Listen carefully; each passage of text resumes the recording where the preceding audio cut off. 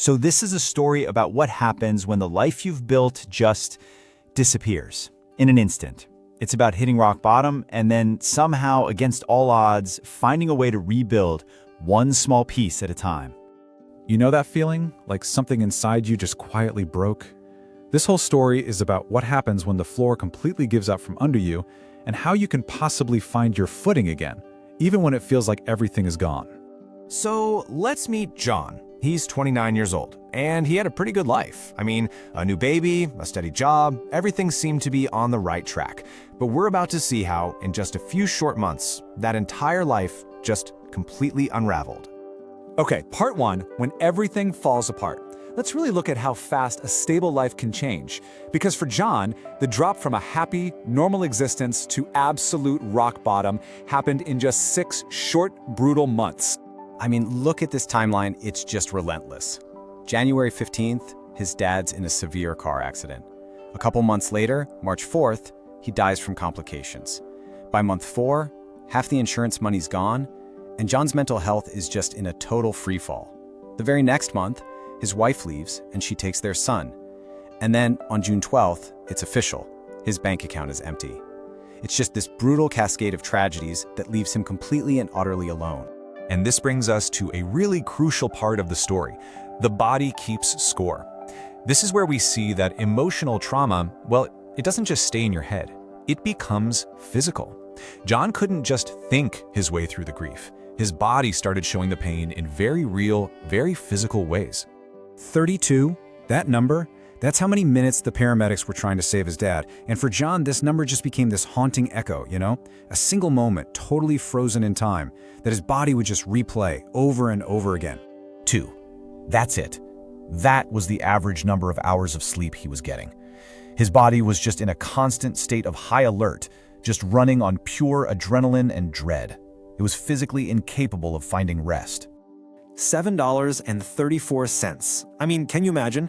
This was literally all the money he had left in the world. It was this tangible, humiliating proof of just how far he had fallen. And this quote from his wife, Sarah, it just perfectly captures his isolation. The people who loved him most could see he was disappearing, but they just couldn't reach him. He wasn't just sad anymore, he was gone, completely trapped inside his own head. Okay, but here's the turn. A glimmer of hope. Let's look at how a totally random video and a short conversation changed everything. Because even when you're at absolute rock bottom, sometimes all it takes is one small glimmer of understanding to start climbing back up. This was the light bulb moment. He stumbles on this video explaining something called the body's danger signal. And the idea is pretty simple. Your body doesn't know the difference between, say, a tiger chasing you and a devastating emotional loss. It just knows one thing: danger. And when that danger signal never turns off, your body gets stuck in survival mode. This one idea changed his whole perspective. He wasn't broken. His body was just trying to protect him. So he tried, right? He started splashing cold water on his face. He went for walks. But then reality hits again. He has to take this grueling night shift job at a warehouse just to make ends meet. The exhaustion was just too much. The panic attacks came roaring back. And in his mind, he thought, yep, I failed again. And then came this piece of advice from a coworker named Marcus. So simple, but absolutely profound. John had been waiting to feel motivated before he acted. But Marcus tells him, no, man, you've got it backwards. Action has to come before the motivation. You start trying first, and you feel better second. And that one piece of advice, it led to a whole new strategy, a sustainable one. Not some grand plan for recovery, but just a tiny, repeatable routine.